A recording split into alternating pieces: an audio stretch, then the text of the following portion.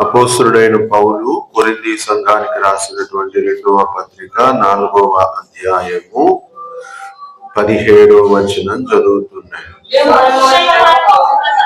మేము దృశ్యమైన వాటిని చూడక అదృశ్యమైన వాటిని నిదానించి చూచుచున్నాము. పరిశుద్ధ దేవుడు తన లేఖనాన్ని మన వినికిడిలో ఆశీర్వదించునుగాక. ఆమె చిన్న మాట దేవుని చేతులకు అప్పచెప్పుకుని, మహాపరిశుద్ధుడు అయిన మా తండ్రి, జీవాధిపతి యేసుక్రీస్తు ప్రభువా, నీకు వందనాలు, స్తోత్రాలు నాయన. ఈ ఉదయకాల సమయంలో మరొకసారి నీ పాదాలను సమీపిస్తున్నాం ప్రభువా. ఒక్కసారి నాయన ఆత్మ వశంలోనికి నడిపించండి, దేవ దర్శనంలోనికి నడిపించండి, పరిశుద్ధాత్ముని యొక్క ప్రోక్షణంలోనికి నడిపించండి, అగ్ని వంటి నీ ఆత్మలోనికి నడిపించండి. ఒక్కసారి నాయన భగ్గున మమ్మల్ని మండించండి, మా మనస్సులను బుద్ధులను వెలిగించండి. ఈ మాటను ప్రభువా మాకు విరిచి తినిపించండి. నాతో మాట్లాడండి, మా అందరితోనూ మాట్లాడండి. నీ స్వరమును వినిపించండి, నీ ప్రభావమును నాయన ఒక్కసారి బయలు వెడలనిమ్మని ప్రాధాయపడుతూ, మమ్మల్ని అందరినీ తాకమని వేడుకుంటూ, నీ చేతులకు అప్పజెప్పుకుంటూ, నజరేయుడైన యేసుక్రీస్తు నామములో అడిగి వేడుకొనుచు ఉన్నాను నా ప్రియ పరలోకపు తండ్రి, ఆమేన్. హల్లెలూయా. చాలా సార్లు విన్నటువంటి సంగతి.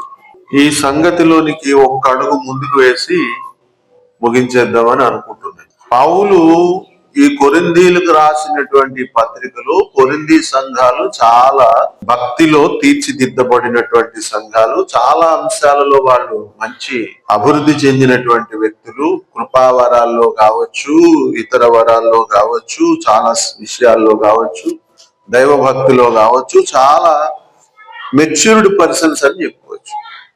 అట్లాంటి అధ్యాయంలో అట్లాంటి వ్యక్తులతో ఆ రకమైనటువంటి అనుభవ సారం కలిగిన సంఘంతో పౌలు చెబుతున్నటువంటి మాట ఏంటంటే, మేము దృశ్యమైన వాటిని చూడక అదృశ్యమైన వాటిని చూచుచున్నాము అంటాడు. ఈ మాట మీద దృష్టి పెట్టాలని నేను ఆశపడతా ఉన్నాను. ఎందుకంటే మన భాషలో చెప్పాలంటే మహోన్నతుని విద్యలో ఇదొక సబ్జెక్ట్. దృశ్యమైనవి అదృశ్యమైనవి ఈ రెండు ఉంటాయి, ఇది అందరికీ తెలిసిందే. దృశ్యమైనవి ఎలా ఉంటాయి, అదృశ్యమైనవి ఎలా ఉంటాయి, వాటిని ఎలా చూడాలి, వీటిని ఎలా చూడాలి, లేదా వాటిని ఎలా తెలుసుకోవాలి, వీటిని ఎలా తెలుసుకోవాలి అనేటటువంటి సంగతి నేర్చుకోవలసిన వారమై ఉన్నాము. ఎందుకు నేర్చుకోవాలంటే మళ్ళీ అదో పెద్ద సబ్జెక్టు. దృశ్యమైనవి అని అంటే ఇశ్రాయేలీయులని దేవుడు మోషే ద్వారా ఏర్పాటు చేసుకుని వాళ్ళందరినీ తీసుకొచ్చి అక్కడ అద్భుతాలు చేయించి, చాలా భయంకరమైనటువంటి కార్యాలు చేయించి, ఇవన్నిటిని అదేమంటారు దాన్ని, సముద్రాన్ని ఎర్రగా చేసేసి, పాయలు అవన్నిటి కూడా రక్తం చేసేసి, మిడతలు పుట్టించి, కప్పలు ఇవన్నిటిని పుట్టించి, జ్యేష్ఠులను చంపేసి వాళ్ళందరినీ కూడా తీసుకుని రావడం మొదలు పెడతారు. ఇలా అందరు బయలుదేరి వస్తా ఉంటారు. మోషే నడుస్తా ఉంటాడు, వీళ్ళందరూ చక్కగా వస్తా ఉంటారు. వీళ్ళు వచ్చిన తర్వాత చాలా దూరం ప్రయాణం అయిన తర్వాత ఒక చోటుకు వచ్చేసప్పటికి ఒక సముద్రం కనబడుతుంది. వెళ్దాము అని అంటే ఇశ్రాయేలుకి ఏం కనబడతా ఉంటది? సముద్రం కనబడుతుంది. వెనక్కి తిరిగేటప్పటికి ఫరో సైన్యం కనబడతా ఉంటుంది. దృశ్యమైనది చెప్తున్నాను. నేను ముందుకు వెళ్ళిపోదాం అనుకున్న వాడికి సముద్రం కనబడతా ఉంటది.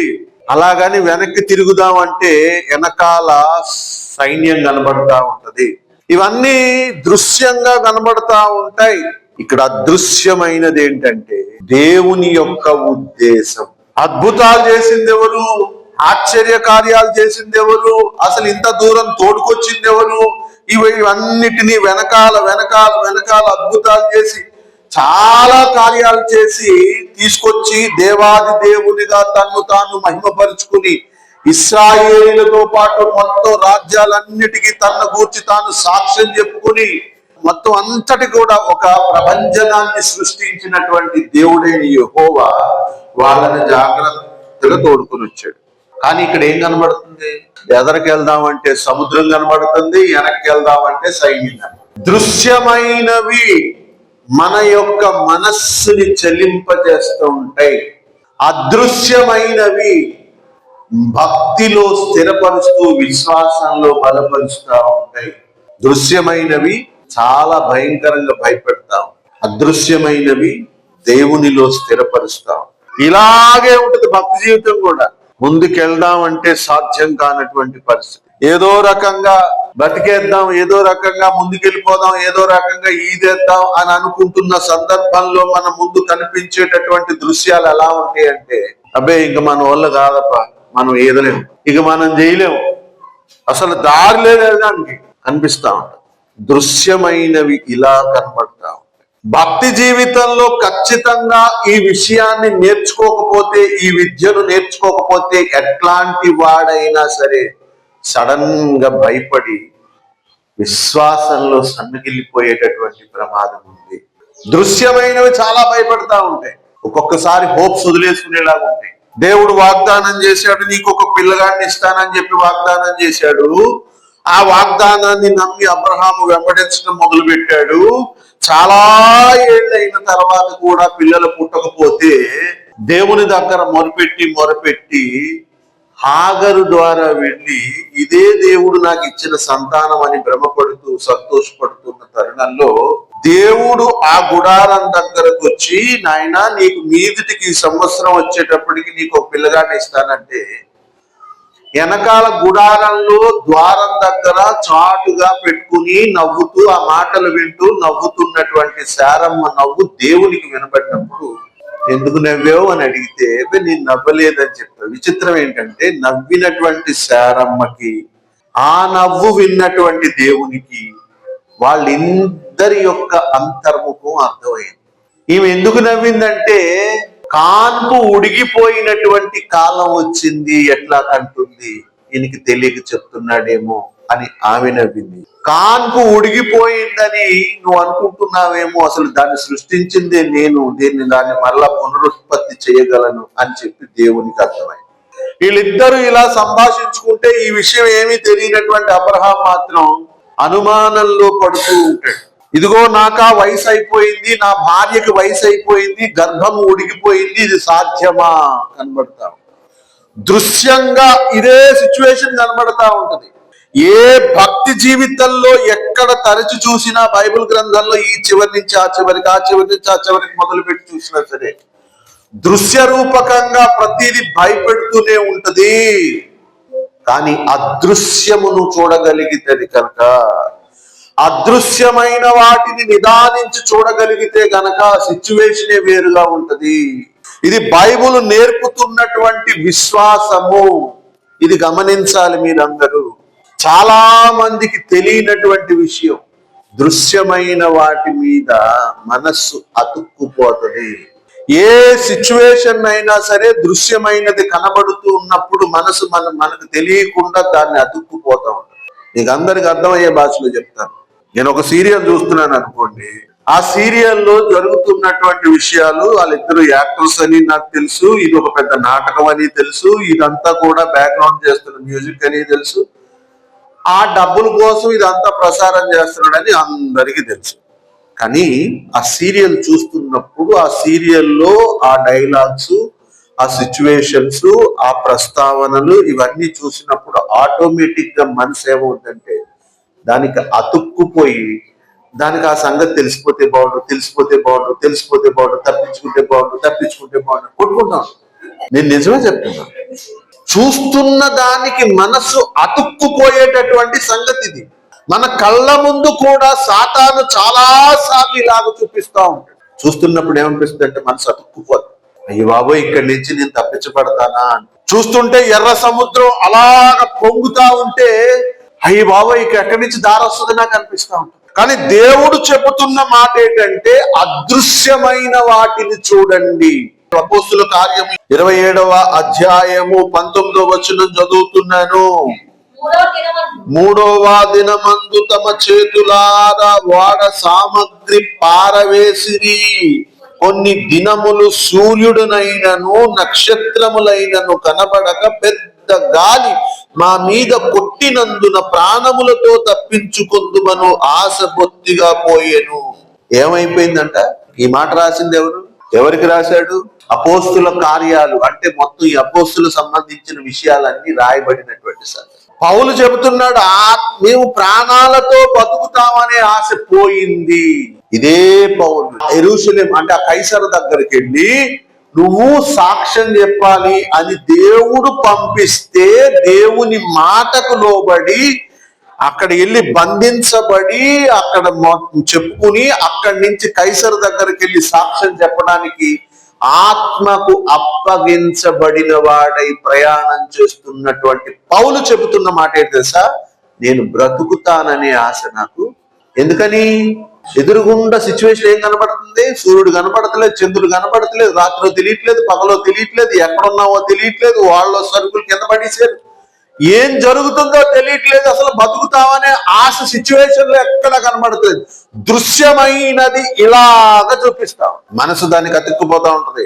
మనకు తెలియకుండానే మన విశ్వాసం నెమ్మదిగా సన్నగిలిపోతా ఉంటుంది. నెమ్మదిగా మనలో ఉన్నటువంటి ఆ విశ్వాస సంబంధమైన ఆలోచన బలం నెమ్మదిగా నీరు గారిపోతుంది. పౌలు చెబుతున్న సాక్ష్యం, అతడే చెబుతున్న సాక్ష్యం ఏంటంటే 25వ వచనం, కాబట్టి అయ్యలారా ధైర్యము తెచ్చుకుని నాతో దూత చెప్పిన ప్రకారము. ఆ దూత చెప్తుంది, పౌలా భయపడకు అని చెప్పి. ఎందుకు చెప్పింది అన్నమాట? దృశ్యమైనవి అంటుకుపోయి ఇతనికి అని తెలిసి దేవుని దగ్గర నుంచి పంపించబడిన దూత పౌలు దగ్గరకు వచ్చి, పౌలా భయపడకు అని చెప్పి. అతని మనస్సు దృశ్యంగా కనబడుతున్న వాటిని అంటుకుపోయింది కాబట్టి భయపడకు అనే మాట అతనికి చెప్పినప్పుడు ఒక్కసారిగా మనసులో వెనక్కి వచ్చింది. కలుగుతున్నవి చూస్తున్నానా? కాదు కాదు, కలుగజేస్తున్న వాడిని చూడు. జరుగుతున్నవి చూస్తున్నానా? కాదు కాదు, జరిగిస్తున్న వాడిని చూడు అని చెప్తాను. నా జీవితంలో సిచ్యువేషన్ ఇలా జరుగుతోంది, నా జీవితంలో బ్రతుకు ఇలా జరుగుతోంది, నా కుటుంబంలో పరిస్థితులు ఇలా కనబడతా ఉన్నాయి, ఇది చక్కబడతాది అనేటటువంటి నమ్మకం కూడా పోతోంది. విశ్వాసంలో నేను ఎంత బలం తెచ్చుకున్నా నెమ్మదిగా నీరు గారిపోతోంది అని అంటున్నాం కదా. నేను చెప్తున్న మాట కాదు, దేవుడు చెప్తున్న మాట ఏంటంటే జరుగుతున్న వాటిని కాదు, జరిగిస్తున్న వాడిని చూడు. పౌలు జీవితంలో దేవుడే పంపిస్తే, దేవుడు దగ్గర నుంచి పౌలు వెళ్తా ఉంటే, నడుస్తా ఉంటే, ఆ పౌలు చేస్తున్న యాత్రను కూడా దేవుడు చూస్తా ఉంటే, అట్లాంటి పౌలును సహితం భయపెట్టగలిగినటువంటి సిచ్యువేషన్స్ ఉంటాయి. ప్రాణాలతో బతుకుతామనే ఆశ మాకు లేదు, అది పౌలు చెప్పిన మాట. విశ్వాసము విశ్వాసము విశ్వాసం విశ్వాసం అని రాసినటువంటి పౌలు మాట. ఆ పౌలే చెబుతున్నాడు, నేను భయపడ్డాను అని. దృశ్యమైనవి వాటి మీద మనసు ఉంటే ఖచ్చితంగా అవి భయపెడుతూనే ఉంటాయి. జరుగుతున్న వాటిని చూస్తూ ఉంటే ఖచ్చితంగా భయపెడుతూనే ఉంటాయి. జరిగిస్తున్న వాటిని చూస్తే విశ్వాసం రెట్టింపు అవుతా ఉంటది. హల్లెలూయా. ఎవరిని చూడాలి? అవును కదా. జరుగుతున్నవి మనల్ని ఎప్పుడు భయపెడతానే ఉంటాయి. ఎలా భయపెడితే తెలుసా? నువ్వు ఒంటరివాడివి, నీ ప్రార్థన వెళ్తుంది అనుకుంటున్నావా? ఏం వెళ్ళరు. నువ్వేమైనా చేయగలుగుతావు అనుకుంటున్నావా? ఏమీ చేయలేవు. నీకేమైనా పిల్లలు పుడతారనుకున్నావా? నీకేం పుట్టి సావరు. సిచ్యువేషన్స్ అట్టనే కనబడతాయి, భయపెడతానే ఉంటాయి. ఈ సిచ్యువేషన్స్ మించి ఒక్కసారి మనసు పక్కకు వచ్చి అసలు ఈ సిచ్యువేషన్ ని జరిగిస్తున్నవాడెవడు అని ఆయన వైపు చూస్తే అసలు సంగతి బయటపడతాం. దృశ్యమైనవి అదృశ్యమైనవి ఈ రెండిటిని చూడగలిగినటువంటి శక్తి కావాలి. ఇదే పౌలు చెబుతున్నటువంటి మాట. ఈ విద్య ఈ కాలంలో చాలా అవసరం. హెబ్రీయులకు రాసిన పత్రిక చదువుతా ఉంటే, ఆ 11వ అధ్యాయం చదువుతా ఉంటే నాకు ఒళ్ళు గగురు పొడుస్తా ఉంటుంది. 27వ వచనం, 11వ అధ్యాయము 27వ వచనం. ఎవరిని ఎవరిని చూశాడట? అంటే ఏం చూశాడు? సిచ్యువేషన్ బట్టి చూస్తే శారా గర్భం తెరవదు, సిచ్యువేషన్ బట్టి చూస్తే ఏమీ జరగదు. అదే మోషే దగ్గరికి వెళ్తే సిచ్యువేషన్ బట్టి చూస్తే సముద్రం దాటడం ఎవడి వల్ల కాదు, వెనకాల తరుగుతున్న సైన్యాన్ని గెలవడం ఎవడి వల్ల కాదు. సిచ్యువేషన్ బట్టి చూస్తే ఇవన్నీ సాధ్యం కాదు. కానీ అదృశ్యుడైన, అంటే ఈ సిచ్యువేషన్ అంతటిని జరిగిస్తున్న ఆ దేవుణ్ణి చూడటం మొదలు పెట్టాడట. అప్పుడు స్థిరమైన బుద్ధి కలగడం మొదలు. ఎప్పుడు కలిగింది స్థిర బుద్ధి? అసలు ఈ బుద్ధి అనే మాట ఎందుకు ప్రస్తావించాడు అంటారు, నాకు అర్థం కాదు. చూస్తే సరిపోయిందని రాస్తే సరిపోతుంది కదా. బుద్ధి ఎందుకు రాశాడు? ఎందుకు రాశాడంటే అది గమ్ముని గడియారంలో ములులాగా అటు ఇటు తిరిగేస్తాం. బుద్ధి ఏం చేస్తుంది? సంచలం అయిపోతాం. ఆ బుద్ధి స్థిరమైంది అని చెప్తూ ఉన్నాడు అతను. నేను అదృశ్యుడైన వానిని చూచినప్పుడు నా బుద్ధి స్థిరపడిందని చెప్తున్నాడు. అర్థమవుతోందా? అదృశ్యుడైన వారిని చూస్తున్నప్పుడు, జరిగిస్తున్న వాడి యొక్క తలంపు చూస్తున్నప్పుడు, జరుగుతున్న కార్యంలో వెనుక జరిగించే వాడి యొక్క ఉద్దేశం చూస్తున్నప్పుడు, అప్పుడు నాకు స్థిర బుద్ధి పుట్టిందని చెప్తున్నాడు. చాలా మంది సిచ్యువేషన్ చూసి గబగబ గబగబ గబగబ ఉనికిపోతా ఉంటారు, గడగడ గడగడలాడిపోతుంటారు. ఇది కామన్. ఇందాక చెప్పాను కదా సీరియల్. దానికి తెలిసిపోతే బాగుండు, దానికి తెలిసిపోతే బాగుండు, గబగబా తెలిసేసుకుంటే బాగుండు, ఏదో రకంగా దానికి అర్థమైపోతే బాగుండు. సిచ్యువేషన్ కూడా దానికి అలా తెలిసినట్టు చూపిస్తా ఉంటాడు, కానీ ఒక్కడు కూడా తెలియ ఉంటాడు. సిచ్యువేషన్స్ ఇలాగే ఉంటాయి, జీవితం కూడా ఇలాగే ఉంటది. అది ఎప్పుడు భయపెడతానే ఉంటది. ఆ సిచ్యువేషన్ మన ఆకర్షించి మన మనస్సు, మన బుద్ధిని జాగ్రత్తగా దాని వైపు తీసుకుని దాన్ని పట్టుకునేటటువంటి ప్రయత్నం చేస్తూ ఉంటది. దృశ్యమైన వాటిని, భక్తి జీవితంలో దృశ్యమైన వాటిని చాలా జాగ్రత్తగా గమనించండి. ఇది దృశ్యమైంది, ఇది అదృశ్యమైనది. ఈ సబ్జెక్ట్, ఈ యొక్క విద్య మీకు రావాలి. నన్ను తీసుకొచ్చినవాడు దేవుడు కదా, నన్ను సృష్టించిన వాడు భగవంతుడు కదా, నన్ను ఇంతగా తీసుకొచ్చి ఇక్కడ నిలబెట్టిన వాడు భగవంతుడు కదా, ఈ స్థితిలో నిలబెట్టిన వాడు భగవంతుడు కదా, ఇక్కడ నుంచి దేవుడు ఏదో ఉద్దేశంతోనే నన్ను నడిపిస్తూ ఉన్నాడు కదా. ఈ నడిపిస్తున్నటువంటి ఈ సందర్భంలో ఈ తుఫాను నన్ను ఏది భయపెట్టడానికి వచ్చిందంటావు? ఎందుకు అనుమతించాడంటావు అంటే, ఒక్కసారి తుఫాన్ ఎందుకు అనుమతిస్తాడో చాలా జాగ్రత్తగా వినండి. ఎందుకు అనుమతిస్తాడంటే, నీ బుద్ధి ఎంత స్థిరపడింది, నీ విశ్వాసము ఎంత స్థిరపడింది అనేది దేవుడు చెక్ చేయడం కోసం ఒక్కొక్కసారి కొన్ని సిచ్యువేషన్లో, కొన్ని పరిస్థితుల్లో, కొన్ని సంఘటనలు దేవుడు అనుమతిస్తాడు. నేనెంత స్టాండర్డ్ లో ఉన్నాను, ఇంకో దానికి కూడా అనుమతిస్తాడండోయ్. ఆ సిచ్యువేషన్ వచ్చిన తర్వాత, అక్కడికి వెళ్ళిన తర్వాత, ఇప్పుడు మన ఇంట్లో పిల్లల్ని పెంచుతున్నాము, లేదా తల్లిదండ్రులు పిల్లలకి చెప్తా ఉంటాం, నాన్న ఇట్లా చేయబాకరా, అమ్మ ఇట్లా చేయబాకమ్మా, ఫ్రెండ్ సర్కిల్ ఇలా ఉంటారు, ఆడపిల్లలు కొద్దిగా ఇలా ఉండండి, ఇలా ఉండండి, ఇలా ఉండండి అని చెప్తా ఉంటే ఈ పిల్లకాయలు ఏం చేస్తాయంటే, అప్పుడే కాలేజీలకు వెళ్తారు కదా, మొత్తం విశ్వం అంతా వాళ్ళకి తెలిసినట్టు, మాకు తెలుసులే, నువ్వు చెప్పవసరం లేదు, నువ్వు మాకు చెప్పవసరం, మాకు తెలుసు అని సార్లు తినబాకు బుర్ర చెప్తారు. నేను చెప్తా ఉంటాను, వాడు ఏంటో కాలేజీకి వెళ్తాడు తెలుసు. కాలేజీలోకి వెళ్ళిన తర్వాత ఆ స్నేహితుల ద్వారానో స్నేహితురాల ద్వారానో సిచ్యువేషన్ లోకి వెళ్ళిన తర్వాత ఒక క్రిటికల్ పొజిషన్ లోకి వెళ్ళి ఒక కటికి లెంపకాయ తినేస్తారు. తీరామోసి పంచాయతీ అంతా ఎక్కడికి వెళ్తుంది? హెచ్ఓడి దగ్గరికి వెళ్తుంది. హెచ్ఓడి దగ్గరికి వెళ్ళి నిలబడినప్పుడు గుండె దడదడా కొట్టుకుంటుంది. నాన్న అమ్మ చెప్పిన మాట అప్పుడు గుర్తుకొస్తుంది. తలొగ్గి ఆ హెచ్ఓడి చేత, వాళ్ళందరి చేత అవమానాలు పొంది మాటలు పడి ఇంటికి వచ్చిన తర్వాత నాన్న మాట, అమ్మ మాట అప్పుడు మెడలో హారంలా కనపడతా ఉంటారు. ఎందుకు అనుమతించాడు దేవుడిది? నేను చెప్తే వాడు నేర్చుకోడు.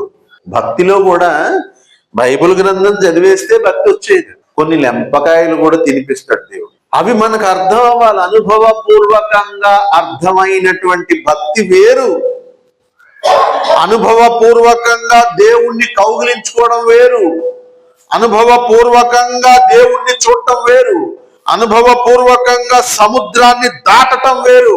నేను అనుకున్నాను నా సిచ్యువేషన్, నా జీవితం ఇలా ఉండేటని. ఒక్కసారిగా జరిగిస్తున్న వాని వైపు చూశాను, ఆయన ఉద్దేశం నాకు అర్థం అవడం మొదలు పెట్టింది. ఓహో, ఈ సముద్రమే ఏదైతే నన్ను భయపెట్టిందో, ఏ సముద్రం అయితే నా మీద చూసి గుర్రును చూసిందో, అదే సముద్రం నేను నడుస్తుంటే నాకు పక్కన కోట గోడలా నిలబడుతుంది. ఇది నాకు అర్థమైంది. హల్లెలూయా. దృశ్యమైనది భయపెడుతుంది, అదృశ్యమైనది చూస్తే కనుక అది నీకు కాపలాగా ఉంటుందని చెప్తా ఉంటాడు. దృశ్యమైనది శిక్షేట్రా నా మీదకి వచ్చింది, బాధేట్రా నా మీదకి వచ్చింది అనిపిస్తుంది. అదృశ్యమైన దాన్ని చూస్తే ఇది నన్ను గుణపరచడానికి వచ్చింది అని అర్థం అవుతా ఉంది. దృశ్యమైనవి చూస్తా ఉండి వాటికి ఆకర్షించబడి అతుక్కుపోయి అక్కడి నుంచి అటే వెళ్ళిపోయినటువంటి వ్యక్తులు చాలా మంది ఉంటారు. అందుకనే సాతాను చాలా సార్లు మన దగ్గరికి ఏం చేస్తారు తెలుసా, కొంతమంది వ్యక్తులు తీసుకొచ్చి పెడతాం. అమ్మాయిని తీసుకొచ్చి ఒక మంచి పట్టు చీర కట్టించి మన ముందు 4 రౌండ్లు వేస్తాడు. ఆల్రెడీ మన ఇంట్లో డిస్కషన్ అయ్యే ఉంటుంది పట్టు చీర గురించి. ఎందుకంటే ఆ సిచ్యువేషన్ వాడు చూసి మన ముందు ఆ 4 రౌండ్లు వేస్తాడు. ఒకసారి పట్టించుకో, రెండోసారి పట్టించుకో, మూడోసారి మనసు పడుతుంది, 4వసారి జాగ్రత్తగా దగ్గరికి వెళ్తాం. మనం వెళ్ళి ఆవిడ ఒకవేళ చూసి నవ్వగానే ఆవిడే చెప్పేస్తారు చీర పట్టుకుని, ఇలాగండి ఇంత కొన్నానండి, ఇలా చేశానండి. అర్థమైపోద్దండి.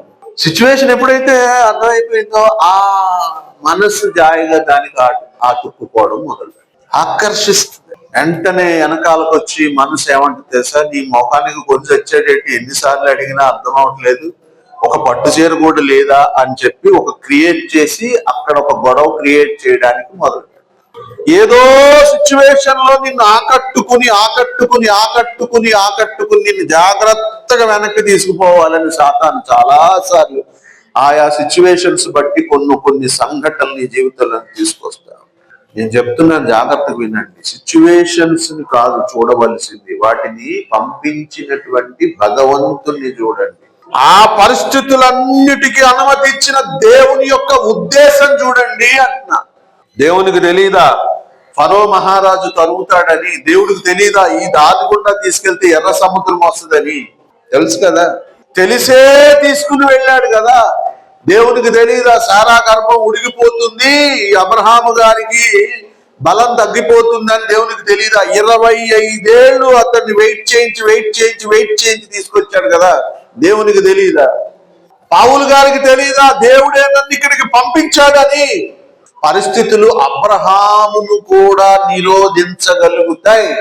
విశ్వాసములకు తండ్రి అయిన అబ్రహామును కూడా పరిస్థితులు నిరోధించగలుగుతాయి, భ్రమ పెట్టగలుగుతాయి, కాసేపు మభ్య పెట్టగలుగుతాయి. పరిస్థితులు మోషేను కూడా మభ్య పెట్టగలుగుతాయి, పరిస్థితులు పౌలును కూడా మభ్య పెట్టగలుగుతాయి. దృశ్యమైన వాటికి అంత శక్తి ఉంది.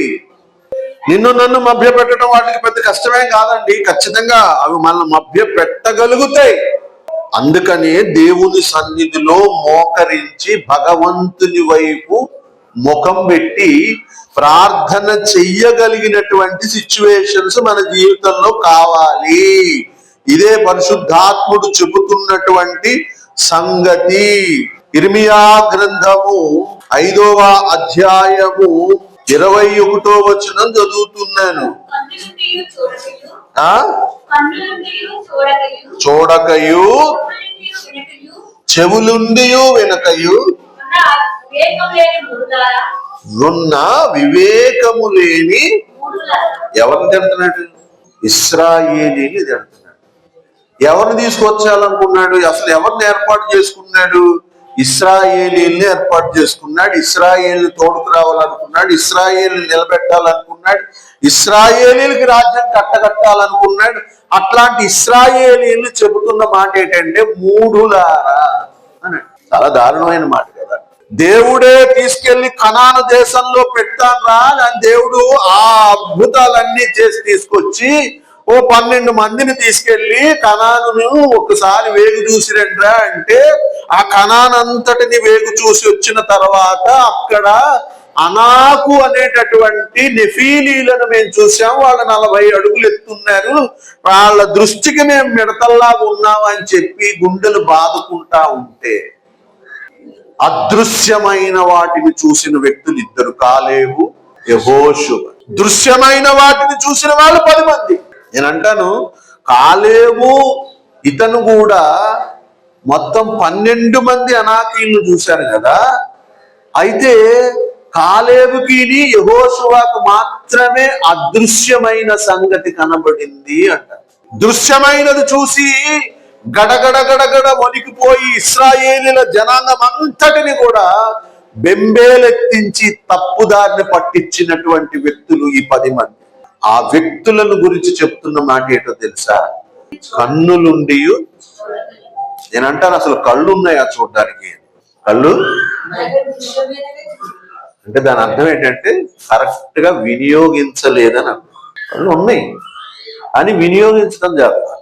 చెవులు ఉన్నాయి, ఎందుకంటే వాళ్ళ అమ్మ చెప్తా ఉంటుంది పొద్దున్న, వాళ్ళ నాన్న చెప్తా ఉంటాడు పొద్దున్న, అరే బాబు జాగ్రత్తరా జాగ్రత్తరా, నాకు తెలుసులే అంటే వాడికి వినబడలేదా? ఖాతరు చేయి. దేవుని మాట నీకు వినబడలేదా? చాలాసార్లు వినబడుతుంది. చాలా సార్లు దేవుని వాక్యం నా దగ్గరికి వచ్చింది, నా తడుపు తడుతా ఉంటుంది. ఒకసారి తలుపు తీరా, ఒకసారి తలుపు తీరా, చిన్న మాట చెప్పాల్సింది, ఒకసారి తలుపు తీరా. ఇప్పుడు కాదు తర్వాత తర్వాత తర్వాత అర్జెంట్ నాకు రీల్స్ చూసుకోవాలి, అర్జెంట్ నేను అది చేసుకోవాలి, అర్జెంట్ నేను పలానా చోటు, తర్వాత ఎన్న చెవులు లేవా? ఉంటాయి అని మనం ఎందుకు దానికి అవకాశం? అదృశ్యమైన వాటిని చూడడానికి 10 మందికి కళ్ళు లేవా? ఉన్నాయి. యోర్దాను నది దాటించిన దేవుణ్ణి చూసింది వాళ్ళే, ఎర్ర సముద్ర పాయలు చేసిన దేవుణ్ణి చూసింది వాళ్ళే, ఈ 40 ఏళ్ళు అగ్నిస్తంభంగా మేఘస్తంభంగా వాళ్ళ ముందు నడిచింది దేవుడే, ఆ చూసింది వాళ్ళే. దేవుని మాటకు వ్యతిరేకించినటువంటి 250 మంది శ్రేష్ఠులను నెర విడిచి మింగేసిన భూమిని చూసింది వాళ్ళే. చూడలేదా? లక్ష్యం చేయలే, మాకు తెలుసులే అన్నట్టు పెట్టారు మొహం. దేవుణ్ణి చూశారు వాళ్ళు, కానీ లక్ష్య పెట్టలేదు. దేవుని సంగతులు తెలుసు వాళ్ళకి, కానీ లక్ష్య పెట్టలేదు. మరి దేని లక్ష్య పెడుతున్నారయ్యా అంటే దృశ్యమైన వాటిని లక్ష్య పెట్టి భయం మొదలు పెట్టారు. విచిత్రం ఏంటంటే వాడు భయపడటం కాదు, ఇశ్రాయేలీల జనాంగం అంతటిని భయపెట్టారు. ఈ 10 మంది ఈ 40 లక్షల మంది చచ్చిపోవడానికి కారణమే. ఈ 10 మంది గుడ్డితనం 40 లక్షల మందిని చంపించేసింది. మీరెవ్వడు వెళ్ళరా? ఏ వాగ్దానం పట్టుకుని ఐగుప్తు నుంచి నడిచొచ్చారో ఆ వాగ్దానాన్ని అడవిలో రాల్చేయాల్సినటువంటి పరిస్థితి. నీకు అర్థమవుతుందో లేదు?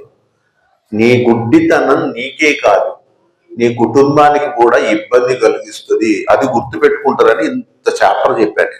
ఎప్పుడైనా సరే ఏ విషయం వచ్చినా సరే మీరు ఒక్కసారి గుర్తు పెట్టుకోండి, జరుగుతున్న దాన్ని కాదు, జరిగిస్తున్న వాడిని చూడండి. జరుగుతున్న విషయాలను కాదు, జరిగిస్తున్నటువంటి భగవంతుడిని చూడండి. వేగు చూడమని చెప్పినప్పుడు వేగు చూడటం కాదు, వేగు చూడటానికి నిర్ణయించిన వాడిని చూడాలి. ఎందుకు చూపిస్తున్నాడంటావు నాకు ఈ అనాకీల్ని? ఎందుకు చూపిస్తున్నాడంటావు ఈ పాలుతేనులు ప్రవహించిన దేశాన్ని? ఎందుకు చూపిస్తున్నాడంటావు ఈ విషయాన్ని అంతటినీ? దేవుడు చూడకుండానే మాకు ఇచ్చేయచ్చు కదా, ఎందుకంటే యుద్ధం చేసేది దేవుడే కదా, దేవుడే మా ముందు నడిపిస్తూ ఉన్నప్పుడు దేవుడు మమ్మల్ని తీసుకెళ్తా ఉన్నాడు, మళ్ళా మేము వెళ్ళి చూడాల్సిన పని ఏమిటి? మేము అక్కడికి వెళ్ళి అదంతా చూసి రావాల్సిన పరిస్థితి ఏంటి? మాకేంటి? ప్లాన్ మొత్తం అయింది, మ్యాప్ మొత్తం అయింది, యుద్ధం చేసేది ఆయనే మొత్తం 180,000 మందిని ఒక్క రాత్రి చంపగలిగినటువంటి దేవుడు, మైగా మేము వెళ్ళి చూసుకురావడం ఎందుకు? అర్థమైందా సిచ్యువేషన్? ఎందుకు జయించేది ఈ దేవుడైనప్పుడు నేను చూస్తే ఏంటి, చూడకపోతే ఏంటి? ఆ దేశాన్ని ఆ వేగు చూస్తే ఏంటి, చూడకపోతే ఏంటి?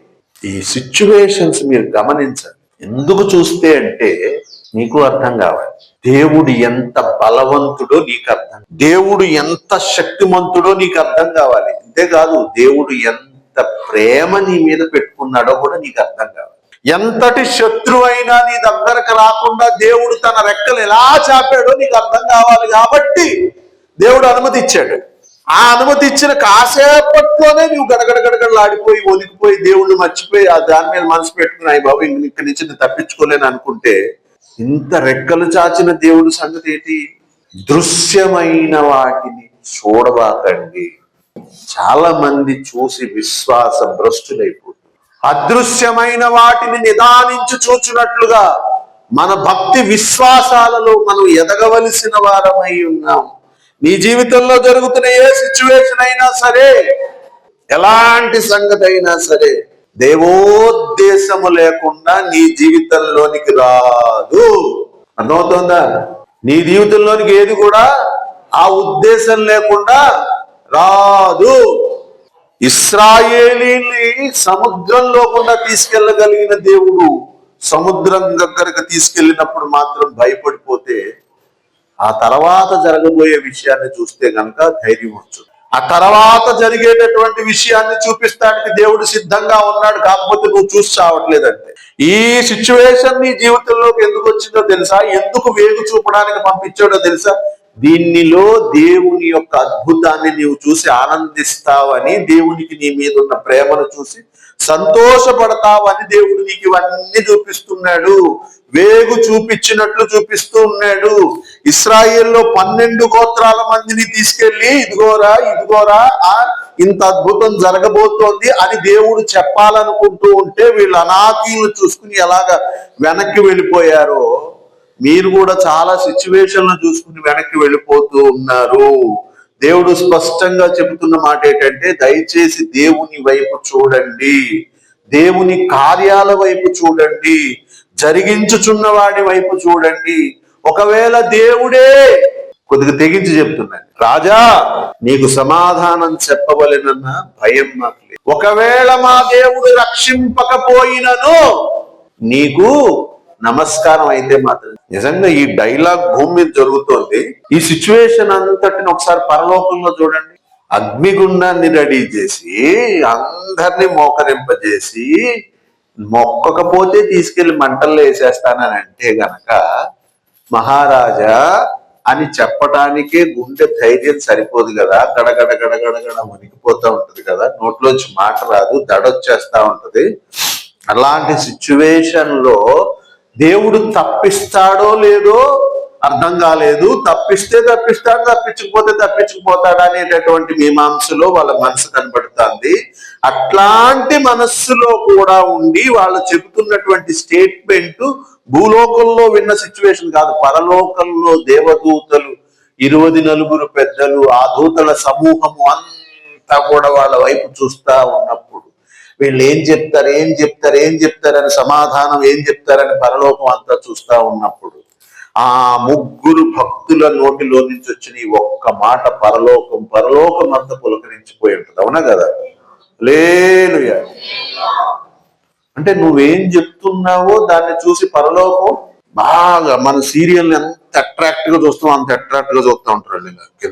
ఒక్కొక్క డైలాగ్, ఒక్కొక్క సిచ్యువేషన్ దేవుడు బైబిల్ గ్రంథంలో ఎందుకు రాయించాడంటే, ఇందుకోసమే నీ చరిత్ర గ్రంథంలో కూడా ఇందుకోసమే దేవుడు రాయించబోతు. నువ్వేమో భీతి చెల్లి భయపడిపోయి ఒక చిన్న పిల్లిలాగా కప్పుకున్నావు అనుకో, బాగుంటుందా బైబిల్ గ్రంథంలో? అంటే నీ పుస్తకంలో దేవుడు నిన్ను సింహంలా నిలబెట్టాలనుకుంది. ఒక్కటి గుర్తుపెట్టుకోండి, ఒక్క మాట చెప్పి నేను యెహోవా దూతల యొక్క కాపుదల ఆయన బిడ్డలందరి చుట్టూ ఉంటదా? అబద్ధం చెప్పండి. ఉంటదని మీరే చెప్తున్నారు, పక్కనే ఉంటాడని మీరే చెప్తున్నారు, మీరే ఇక్కడ చెమటలు పట్టేస్తున్నాయి. ఈ జీవితం భగవంతుడు. ఇంకో మాట తెలుసా? నీవు నా ఎవరాస్తిది? ఎవరు కాపాడగలరు? మనం ఎవరాస్తిని ఎవరు కాపాడేద్దాం అనుకుంటున్నారో? నువ్వు కాపాడేయగలుగుతావా? నువ్వు రక్షించగలుగుతావా? నువ్వు నిలబడిపోగలుగుతావా? అరే సర్వము తానైన వాడు కదా, నిలబెట్టేది ఆయన, పడగొట్టేది ఆయన, వెలుగు కలుగజేసింది ఆయన, ఆ చీకటిని వేరు చేసింది ఆయన, ఇవన్నీ కలుగజేసింది ఆయన అయినప్పుడు నువ్వు ఎలా నిలబెట్టేయాలనుకుంటున్నావు? విచిత్రం ఏంటి తెలుసా? నువ్వు అలా కనబడతావు బొమ్మలాగా, హీరోలాగా ఇలా కనబడుతున్నావు, ఏదో పోరాటం చేసేస్తున్నట్టు. అంత సినిమా సిచ్యువేషనే. ఆడేం చేయడు, ఇలా ఆడినోడు ఆడిపడిపోతాడు. వెనకాల పెద్ద సౌండ్ ఆడతారు. మన వాళ్ళు అనుకుంటారు మా హీరో కొట్టి తెలిసావు ఎంత దూరం వెళ్ళిపోయాడు అంటారు. కాదు, సినిమా కూడా ఇంతే. నువ్వు నిలబడతావు అంతే, సముద్రం ఓపెన్ అయిపోతుంది. నువ్వు నిలబడతావు అంతే, అనాకీలతో దేవుడు యుద్ధం చేస్తా ఉంటాడు. నువ్వు నిలబడతావు అంతే, తుఫాన్ అంతా కూడా ఇలా తప్పిపోతా ఉంటుంది. నువ్వు నిలబడతావు అంతే, కైసరు ముందు నీవే దేవుని యొక్క సాక్ష్యం చెప్తూ ఉంటావు. ఇదంతా దేవుడు నీ చేత చేయించాలనుకున్నాడు. ఒక బొమ్మలాగా నిన్ను పెట్టిండు. ఈ బొమ్మలా ఉండడానికి కూడా నువ్వు భయపడిపోతే కష్టం కదమ్మా. విశ్వాసంలో నిలబడదాం, అదృశ్యుడైన వాడిని చూద్దాం. దేవుని కార్యాలను జయంతో, చాలా ధైర్యంతో చేయడానికి ముందుకు సాగుదాం. దేవుని కొరకు అగ్ని స్తంభాలుగా మనం నిలబడదాం. అదృశ్యమైనటువంటి ఈ సంగతిని, దేవుని యొక్క విషయాన్ని చూడటానికి ప్రయత్నం చేద్దాం. అట్టి కృప పరిశుద్ధాత్ముడు మనకందరికి అనుగ్రహించును గాక. ఆమేన్. మోకరించండి, ప్రార్థన చేసుకుందాం.